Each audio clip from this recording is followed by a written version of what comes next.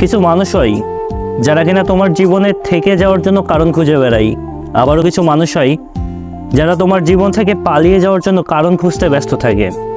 তো এই মানুষগুলোকে না আইডেন্টিফাই করে নেওয়াটা না অনেক বেশি কঠিন একটা কাজ। যে মানুষটা তোমার জীবনে থেকেই যেতে চাই, যার জন্য সে কারণ খুঁজতে ব্যস্ত, তাকে তুমি যতই ঠেলে ঠেলে তোমার জীবন থেকে বের করে দিতে চাও না কেন, সে না বের হবে না, সে থেকেই যাবে। আর কিছু মানুষ হয় তুমি জাস্ট একটা ভুল করো, ঝামেলা আর ঝামেলা, কথা কাটাকাটি, রাগারাগি, কথা না বলে থাকা, ইত্যাদি ইত্যাদি অনেক কিছু। শোনো, যদি তুমি কাউকে চাও বা কেউ যদি তোমাকে চাই, তার জন্য না নিজেকে পরিবর্তন করার কোনো প্রয়োজন নাই। যে তোমার জীবনে থাকবে সে সবটা মেনে নিয়েই থাকবে। আর যেগুলো মানবে না সেগুলো মানিয়ে নেওয়ার চেষ্টা করবে।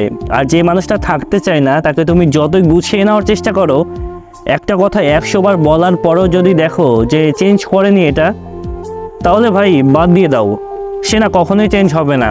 কারণ আমি মনে করি জোরাজোরি করে না কোনো সম্পর্কই টিকিয়ে রাখা পসিবল না। যে তোমার জীবনে থাকবে সে এমনিতেই থাকবে, আর যে থাকবে না ভাই, তুমি তাকে শেকল দিয়ে বেঁধেও রাখতে পারবে না। কারণ তারা তোমার জীবন থেকে পালিয়ে যাওয়ার জন্য কারণ খুঁজতে ব্যস্ত থাকে। তাই জোর করে কারো জীবনে থেকে যেও না, বরং তোমার জীবনে কাউকে জোর করে ধরে রাখার কোনো প্রয়োজনই নাই। এতে পরবর্তীতে না অনেক বেশি কষ্ট পাবা তুমি।